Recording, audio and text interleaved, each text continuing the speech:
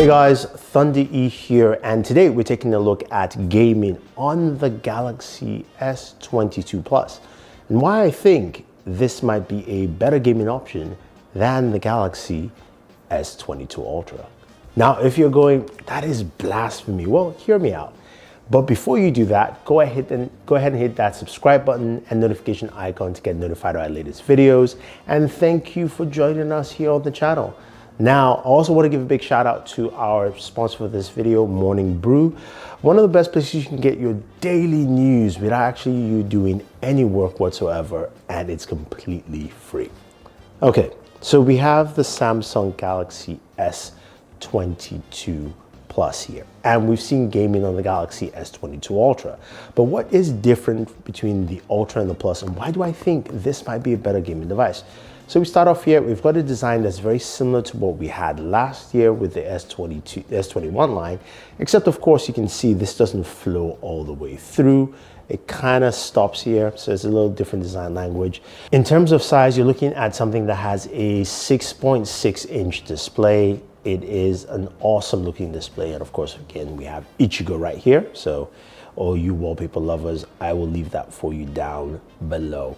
Now, this is powered by the Snapdragon 8 Gen 1. That is the version I have here. Of course, if you're in the UK, you will get the Exynos version. And before anyone asks, I am waiting to get my Exynos device to see how it performs and compare that, of course, to the Snapdragon version. But this is a Snapdragon 8 Gen 1 device.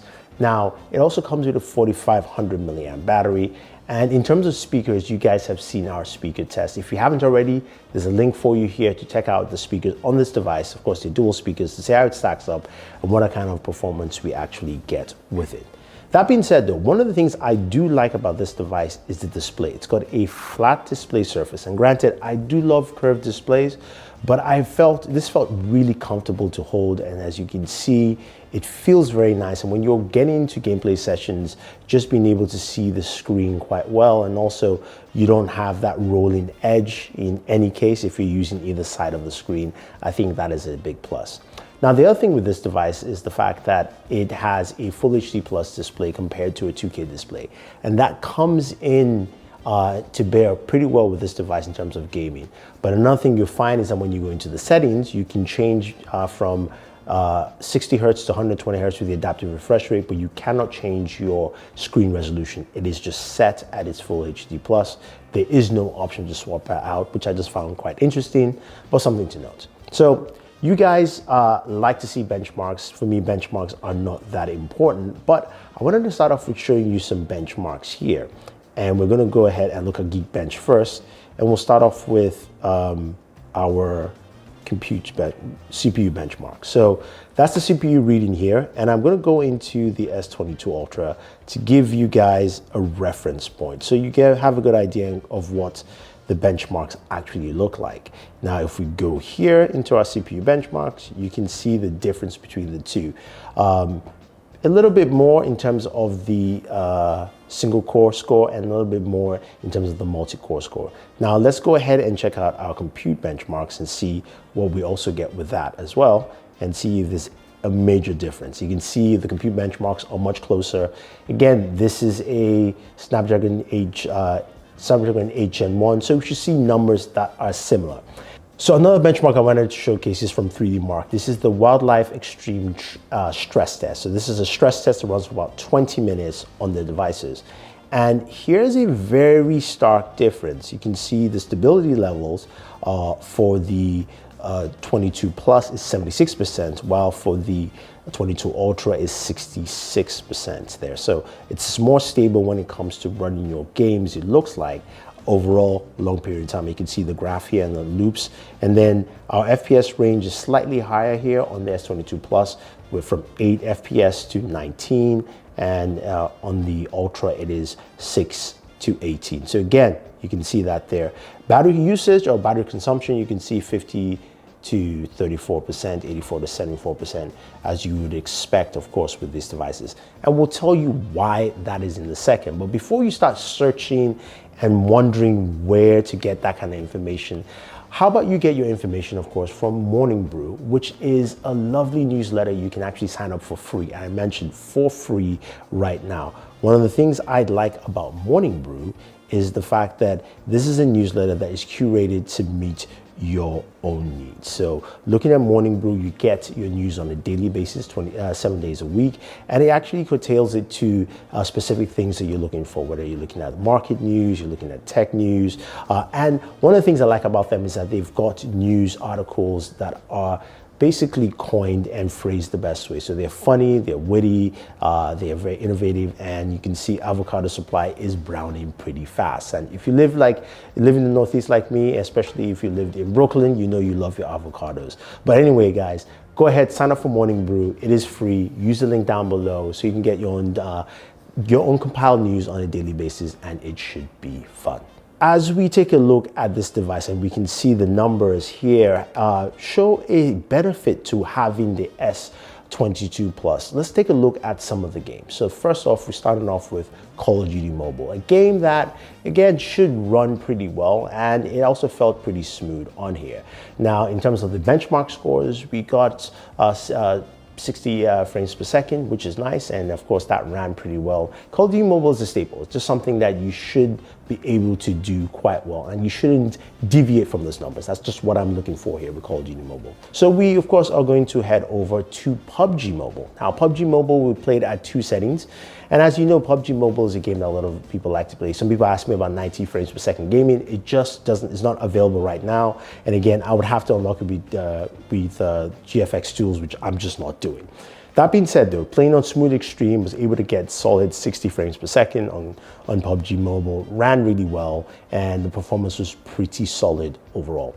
Now, going over to Ultra HD Ultra, which is the next highest level settings here on PUBG Mobile, I was able to get 40 frames per second. Again, this is standard. Those numbers are standard, and the same numbers I got on the S22 Ultra. So that is, again, something that I think is nice and solid, and it works out well. Before we move on, a lot of you asked me to showcase gaming at 120 frames per second, and there are not a lot of games that support that, but I did remember that Real Racing 3 does support 120 frames per second, and it runs really well on this device. It's smooth. Granted, my driving is terrible because I've actually started this game in like maybe 4 years or so, but it runs really well. You can get those 120 frames per second with games like that, so that is actually a nice big plus.